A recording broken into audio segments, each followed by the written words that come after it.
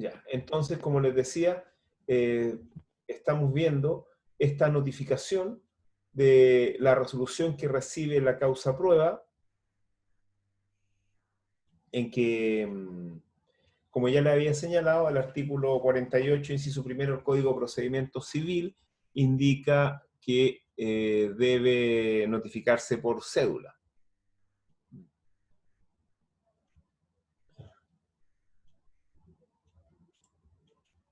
Ya, ok. Ya le dije que se puede notificar personalmente o puede ser notificada también de forma tácita. ¿Cómo se notifica de forma tácita? Bueno, la manera más simple de notificarse de manera tácita es presentando directamente una lista con los testigos que se deben rendir, porque eh, si nosotros presentamos la lista de testigos, estamos entendiendo de que conocemos que se recibió la causa a prueba. Ok. Ahora vamos a ver una materia bien importante que es desde cuándo se comienza a contar el término probatorio, es decir, desde cuándo empieza a regir este plazo en el cual debe rendirse la prueba. A ver, ¿qué hay que decir respecto del término probatorio? Lo primero que hay que decir es que es un plazo común, por lo tanto, vamos a necesitar que sea notificada a todas las partes y va a empezar a contarse desde que se notifica a la última de las partes. Pero a este respecto, debo hacer algunas menciones. Fíjense que el artículo 320 del Código de Procedimiento Civil es un artículo que ustedes tienen que leer y entender. El artículo 320 del Código de Procedimiento Civil fue modificado el año 2007 mediante la ley 20.192, y lo que vino a hacer esta modificación al artículo 320 vino a solucionar un problema que se producía respecto de la vigencia del término probatorio y la lista de testigos. No me voy a referir a eso porque ya es un asunto pasado, solamente me voy a referir a los 3 momentos en que puede llegar a contarse la vigencia del probatorio. Para resumir el artículo 320, que no tiene una redacción muy feliz que digamos, podemos señalar que existen tres situaciones en las cuales se va a empezar a contar la vigencia del probatorio. 3. La primera situación, que es la más sencilla. La primera situación es en el caso que no exista ningún recurso respecto de la interlocutoria de prueba, respecto de la resolución que recibe la causa prueba, porque la interlocutoria de prueba, no se lo he dicho, porque incluso en materia de recursos, pero es susceptible de un recurso, de 2 recursos que se pueden interponer conjuntamente, que es el recurso de reposición con el recurso de apelación, y después me voy a referir a eso. Pero, en los casos en que no se recurra respecto a la resolución que reciba la causa a prueba, va a empezar a contarse el término probatorio desde el momento que se notifica a la última de las partes, porque es un plazo común. Hasta ahí no habría ningún problema. Esta es la situación básica. Segunda situación. La segunda situación es si se interpone reposición, recurso de reposición. Si se interpone recurso de reposición, va a empezar a contarse el término probatorio desde el momento en que se resuelva la última de las reposiciones. ¿Me explico? Si es que no estamos conformes con la resolución que recibe la causa prueba, bueno, ¿por qué no podemos no estar conformes? Porque, por ejemplo, existe un hecho que ha sido omitido. Si les tuviera que poner un ejemplo bastante sencillo, por ejemplo, podemos imaginar un accidente de tránsito, que es el caso que sirve como para todo. Un accidente de tránsito en el cual los hechos a probar van a ser, por ejemplo, eh, existencia, eh, puede ser existencia del hecho que reviste carácter de cuasi delito civil, por ejemplo. O sea, existencia del choque. Después, podríamos decir causalidad, es decir, eh, ¿quién habría producido los daños a la otra persona? Y nos saltamos y omitimos, por ejemplo, se omite en la interlocutoria de prueba, monto de los perjuicios causados. O se podría omitir este otro hecho que hay que probar. Naturaleza de los perjuicios. Imagínense, si en la interlocutoria de prueba no están los perjuicios que se han causado, es decir, los daños, yo no los puedo probar porque yo solamente puedo probar lo que hay en la interlocutoria. Por eso es tan importante esta resolución y estar atentos a lo que dice. Entonces, si por ejemplo falta un hecho, yo puedo reponer, presentar recurso de reposición con apelación subsidiaria. Bueno, si repongo, el tribunal seguramente va a dar traslado para que la contraparte haga valer sus observaciones a esa reposición y después va a resolver. Y en eso pueden pasar fácil 10 días o una semana. Y en el intertanto, a pesar de estar notificado a todas las partes, el término probatorio no va a correr, sino que va a empezar a correr, va a empezar a contarse desde que se resuelve la última de las interlocutorias. Desde ahí comienza a contarse. Esa es la segunda situación. Tercera situación. Bueno, la tercera situación realmente tiene que ver con la presentación de la lista de testigos, que ya nos vamos a referir, pero quedémonos con estas dos situaciones que son las más importantes respecto al artículo 320. Después vamos a ver la situación de la presentación de la lista de testigos respecto de la interlocutoria de prueba y la lista de testigos. Ya. Creo que ha quedado más o menos claro desde cuándo comienza a contarse el término probatorio. Hay que distinguir si no hay reposición desde que se notifica la última de las partes. Si hay reposición, desde que se resuelve la última de las reposiciones. Ok. Ya. Claro, se notifique por estado diario la última de las reposiciones, obvio, porque las resoluciones judiciales producen sus efectos desde que son notificadas las partes, obvio. Ya. Término probatorio extraordinario. Ya. Vamos al término probatorio extraordinario que está tomado en el artículo 319 del Código de Procedimiento Civil, y este término probatorio extraordinario es el término probatorio que es referido a la rendición de prueba, pero fuera del territorio de competencia del tribunal. En el término probatorio ordinario se puede rendir cualquier clase de prueba y en cualquier lugar. En cambio, en el término probatorio extraordinario es el usado propiamente para rendir pruebas fuera del territorio de competencia del tribunal. Es decir, la prueba que se rinde por exhorto. Ahora bien, ustedes dirán, pero ¿cómo las partes van a rendir prueba testimonial?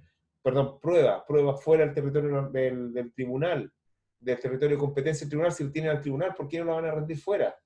Bueno, porque existen ciertos medios de prueba que solamente pueden ser rendidos, eh,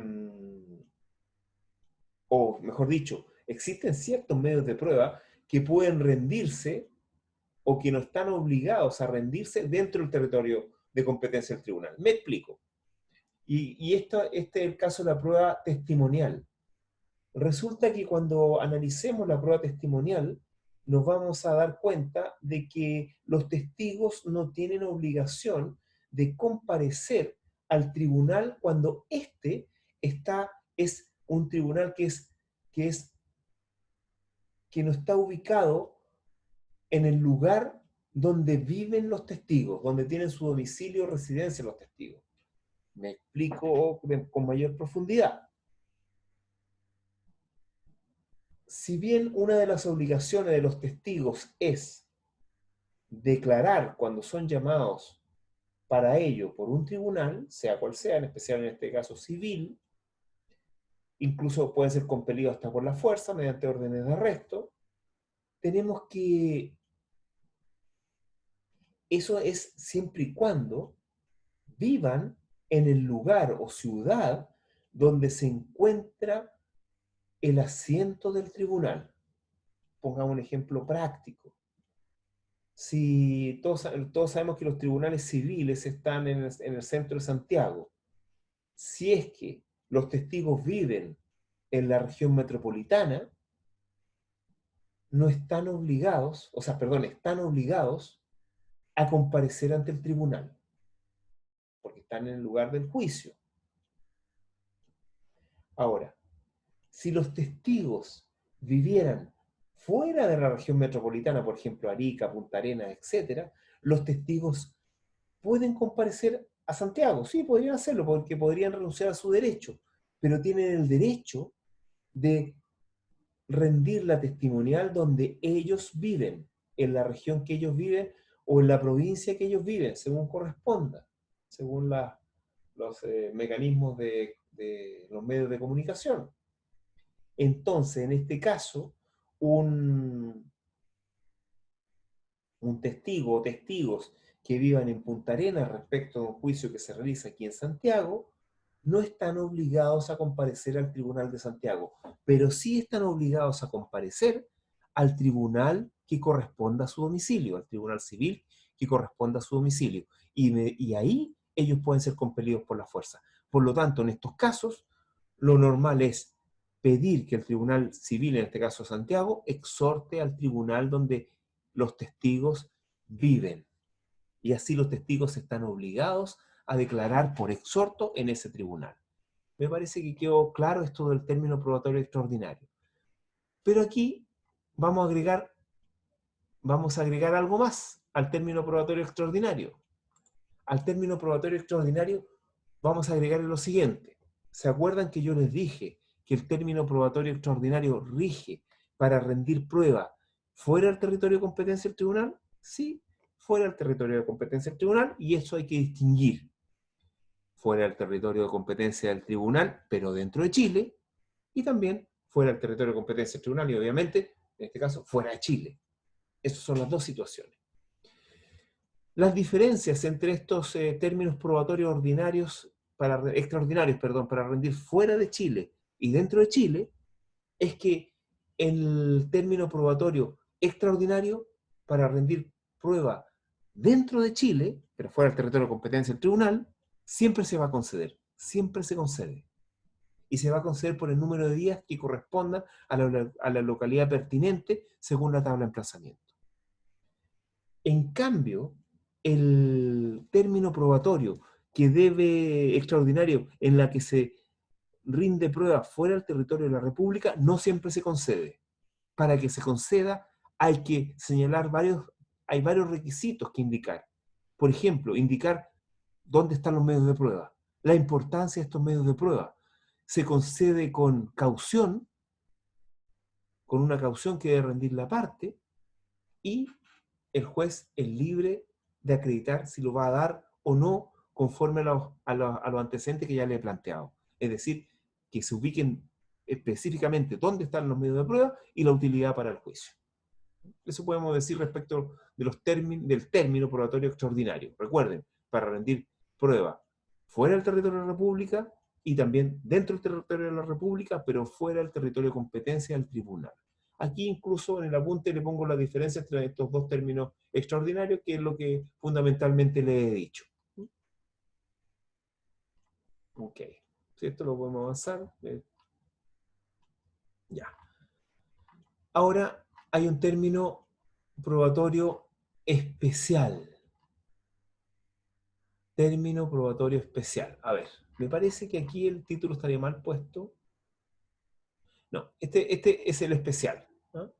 Aquí el título está mal puesto, es el término probatorio especial, ¿no? Este término probatorio especial no es del artículo 329, sino que es del artículo 337, me parece, y es un término probatorio que procede frente a los entorpecimientos. ¿Qué significa esto de los entorpecimientos? Esto significa que los entorpecimientos son todos aquellos problemas que pueda sufrir, o imprevistos, mejor dicho, son imprevistos, que puedan sufrir las partes a propósito de la rendición de la prueba. Y esto es, como les digo, acá debe decir término probatorio especial, y esto debe decir 339. ¿Okay? Esto lo voy a arreglar. Es término probatorio especial y es 339. Ya. Entonces este término probatorio especial rige frente al entorpecimiento, que son todo aquello imprevisto, casos fortuitos, etcétera, en que no se pueda rendir prueba. Ejemplos de esto es, bueno, el ejemplo típico, que si va un abogado con los testigos a rendir la prueba y tiene un accidente de tránsito, no se puede rendir. Por ejemplo, fíjense, aquí hay un caso interesante, término probatorio especial. Aquí hay un caso, entonces esto es término probatorio especial. Hay un caso interesante respecto de la pandemia que estamos viviendo actualmente en Chile. No sé si ustedes saben, pero en abril se dictó una ley que suspende los términos probatorios mientras dure el estado de emergencia. Fíjense que si no hubieran dictado esa ley, nosotros podríamos, los abogados en este momento que tengamos términos probatorios vigentes, podríamos alegar entorpecimiento. ¿Por qué razón alegamos entorpecimiento? Porque nos ha sido imposible rendir la prueba, porque tenemos, por ejemplo, a nuestros testigos con cuarentena, porque tenemos al tribunal con cuarentena, los tribunales civiles no están funcionando, están cerrados. Entonces eso es un entorpecimiento, es decir, en este caso una fuerza mayor, un imprevisto al cual es imposible resistir. Entonces, en este caso, nosotros podríamos pedir un entorpecimiento que daría lugar a un término probatorio especial. ¿Ven? Ahí tienen un caso a propósito de la pandemia, si no existiera esta ley que se dictó, que sería un término probatorio especial dado por este entorpecimiento. Bueno, y aquí tenemos los requisitos para pedir este entorpecimiento. Tiene que ocurrir un entorpecimiento, es decir, un entorpecimiento en los términos de un caso fortuito o fuerza mayor. En este caso estaremos hablando de la fuerza mayor a propósito de la pandemia, porque es un imprevisto que no es posible resistir. Estamos frente a un acto de autoridad que no nos permite salir de las casas a determinadas personas que viven en determinadas comunas, y también estaríamos frente a, a la imposibilidad de que los juzgados civiles estén trabajando, estén funcionando. Ahí tenemos el entorpecimiento dado por esta fuerza mayor. Y hay un plazo para reclamar del entorpecimiento, que es a más tardar 3 días después de que éste haya cesado o haya ocurrido. Por ejemplo, si estamos retenidos por orden de la autoridad, 3 días después que haya cesado, o 3 días después que haya ocurrido, en el sentido de que, por ejemplo, el accidente de tránsito, porque estamos en posibilidad de reclamar de ello inmediatamente. Bueno, eso en cuanto a los términos probatorios. Vamos ahora a los trámites que son posteriores a la prueba. Fíjense que lo que hemos revisado hasta ahora es la etapa probatoria. Si nosotros pudiéramos hacer un cuadro respecto del procedimiento, bueno, actualmente hemos visto la etapa de discusión, compuesta fundamentalmente por los escritos de demanda y contestación de la demanda, réplica y dúplica. Esa es la etapa de discusión. Después tenemos esta etapa un poquito intermedia entre la discusión y la prueba, que es la etapa de conciliación, que también la hemos revisado. Y después vendría la etapa de la prueba, que la acabamos de terminar, el término probatorio, que acabamos de finalizarlo. Y ahora, una vez que ha finalizado este término probatorio, que es un plazo, vienen los trámites posteriores a la prueba, que son como 2 o 3, que ya vamos a revisar en este momento, y cuando terminemos estos trámites, vamos a dar por concluida la materia referente a la tramitación del procedimiento civil. En cuanto a tramitación, y vamos a estar en condiciones de entrar a la teoría de la prueba. Y si ustedes revisan el apunte, se van a dar cuenta que la teoría de la prueba nos va a ocupar la mitad del curso, y yo diría que es la mitad más compleja del curso, porque también una cosa importante que tienen que tener presente, conforme ustedes han podido leer el mensaje del Código Procesal Civil que está en discusión, hay cosas que van a cambiar. Toda la etapa de tramitación que hemos revisado actualmente, toda va a cambiar. Incluso hay disposiciones comunes a todo procedimiento que también van a cambiar. Pero lo que seguramente no va a cambiar va a ser la teoría de la prueba, es decir, el establecimiento de los medios de prueba, su estudio pormenorizado y su valoración. eso no va a cambiar mucho. No va a cambiar conforme a lo que yo voy a revisar, a lo que se va a exponer en las clases posteriores. Bueno, empecemos entonces los trámites posteriores a la prueba.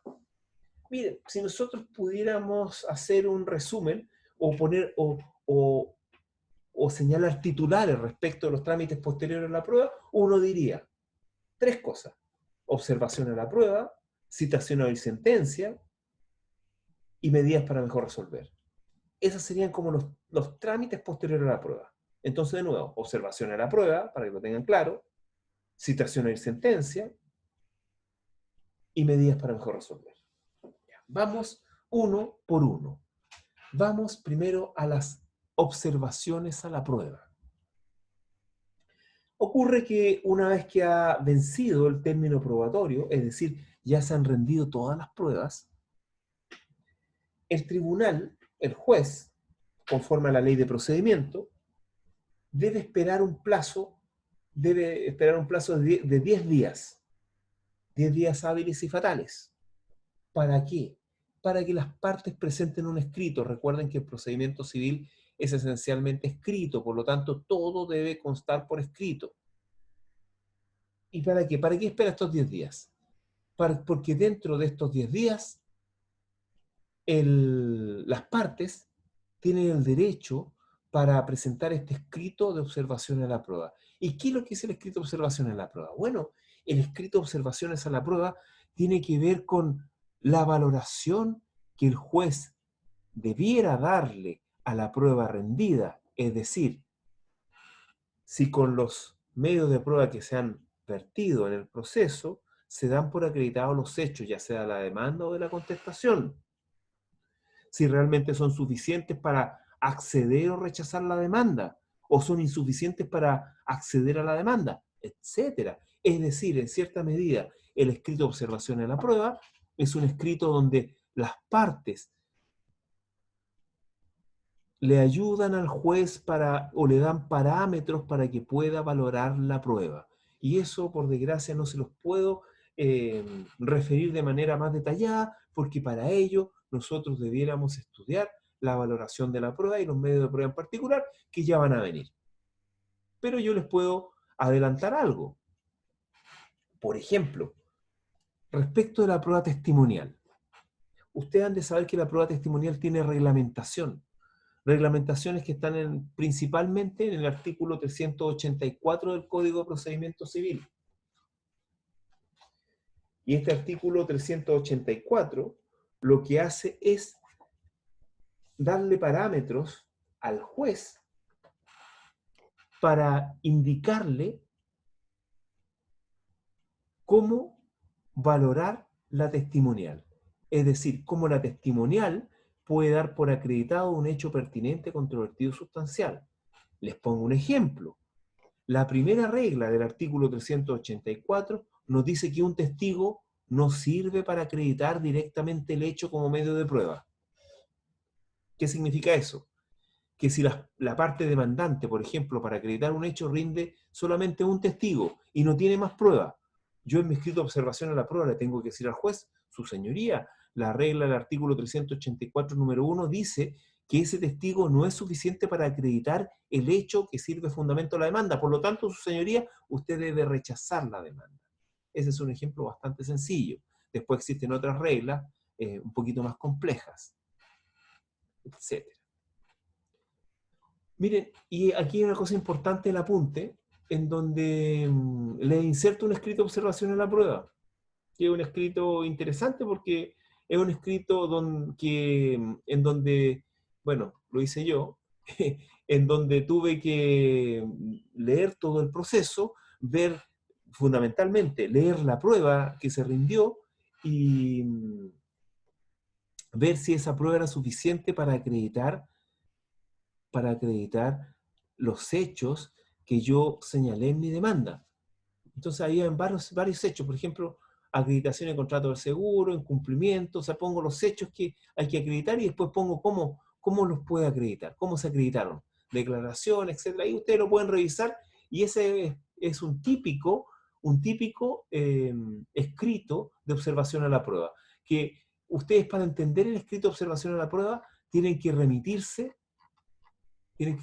al proceso. Porque ahí se hace mención de declaraciones, a pesar que yo las cito textualmente en las declaraciones. Las cito textualmente para que el juez los vea. Y se dan cuenta, es un escrito muy sencillo, por eso lo inserté, lo acompañé a estos apuntes, porque es un escrito bastante sencillo, que tiene 2 páginas. Muy sencillo. Ahí lo pueden revisar. Ya. Segundo trámite que es la citación a la sentencia.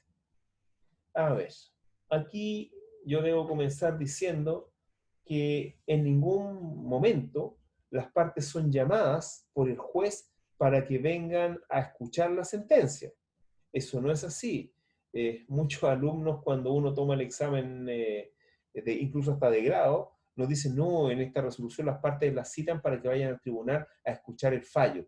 Eso no es así. No es así. Recuerden que estamos en un procedimiento escrito. Y como todo procedimiento escrito, las audiencias son las menos.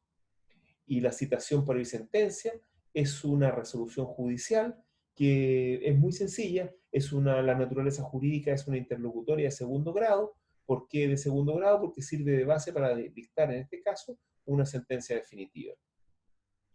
También tiene bastantes consecuencias, que es las que están en el epígrafe posterior, en el título posterior del apunte. Pero en esto de la citación para oír sentencia, implica que el juez declara cerrada la actividad de las partes con esta resolución.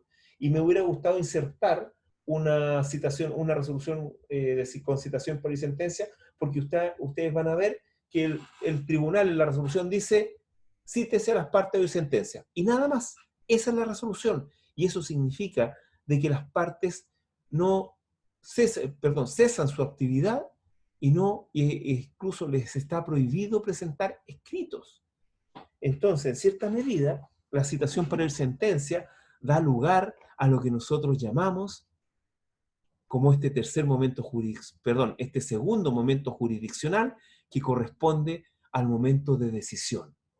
Es decir, al momento en que el juez decide, el juez resuelve el conflicto. Es el momento en que el juez reflexiona acerca de todo lo que se ha obrado en el proceso y dicta una sentencia definitiva en consecuencia. Y aquí hay una cosa bastante interesante, hay un concepto que seguramente ustedes han escuchado hablar o mencionar, que es la verdad judicial. Y quisiera referirme a este concepto en un minuto. ¿Por qué se habla de verdad judicial? Porque muchas veces, quizás demasiadas veces, la verdad que se alcanza mediante un proceso corresponde a lo que el juez pudo, conforme a lo que las partes pudieron probar, de determinar que era la verdad, pero muchas veces no es la verdad. Incluso hay una película que se la recomendaría que vieran, que se llama Una acción civil, en donde 2 abogados están esperando el fallo de un juez respecto a un incidente, y el abogado más viejo le dice al más joven, ¿tú qué vienes a buscar acá? Y el joven dice la verdad. Y ahí se empieza a reír de él y le dice, viniste a un mal lugar a buscar la verdad. ¿Por qué? Porque la mayoría de las veces la verdad no está en los fallos judiciales. Y le dice incluso, aquí vas a encontrar cualquier cosa, y si tienes suerte vas a encontrar algo parecido a la verdad. Pero así es, la verdad judicial es una verdad limitada. Muchas veces corresponde a la verdad real, pero a veces no, y principalmente por falta de prueba. Por eso es tan importante la materia probatoria, que es una materia a los cuales los abogados en general y los juristas y profesores le han dado poco valor a esta materia, que es la teoría de la prueba. Pero es trascendente entonces esta citación a la sentencia, porque en este momento queda a disposición del juez el proceso para que dicte fallo, y ya cesa la actividad de las partes, como se lo señalo en este epígrafe de la trascendencia de la citación para oír sentencia. Ahora, claro que hay excepciones. Las excepciones son 3. Primero, las llamadas medidas para mejor resolver, que a ellas nos vamos a referir la próxima clase. La prueba que haya sido rendida fuera del territorio de competencia del tribunal, es decir, la prueba referente al término probatorio extraordinario, que sí puede ser allegada. Y por último, bueno, y también los incidentes de nulidad y la petición de medidas cautelares. Esto es bastante importante, la petición de medidas cautelares. Muy, muy importante. Ustedes ya saben, porque puede ser que una vez terminado el juicio, o sea, terminado el juicio para las partes, es decir, terminada la etapa de discusión y la etapa probatoria de las partes, yo me sienta seguro de que voy a ganar el juicio, pero no tengo asegurado el cumplimiento. Y para eso me da la posibilidad que, a pesar que estemos citados para oír sentencia, yo pueda pedir medidas cautelares. Bueno, el incidente de nulidad también, obviamente, si es que se faltan a las formas, también yo podría pedir la nulidad. Pero fundamentalmente son estas 3. Las medidas para mejor resolver, la prueba que haya sido rendida fuera del territorio y la petición de medidas cautelares. Esas son las excepciones a el efecto preclusivo que tiene la citación a oír sentencia respecto de la actividad de las partes. Ahora quedan 4 minutos. Así que voy a dar, les voy a dar el micrófono, a ver si me pueden hacer una consulta en estos 4 minutos que quedan. Pueden abrir sus micrófonos.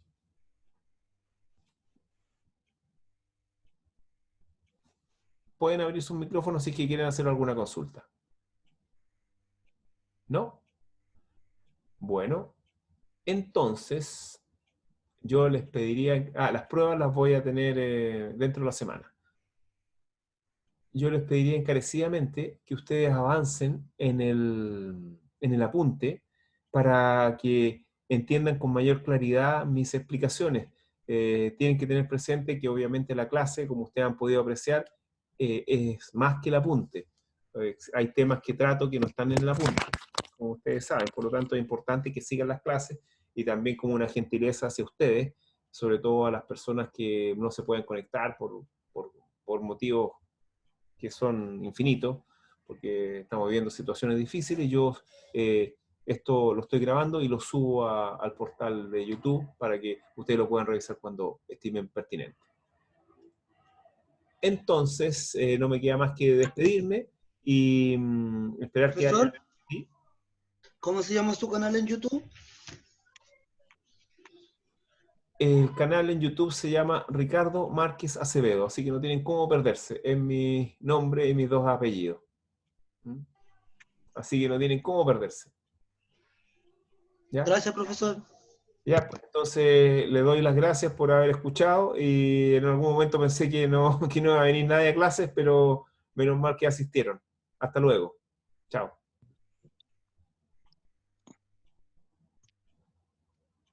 Adiós, profe. Hasta Hasta luego, profesor. luego.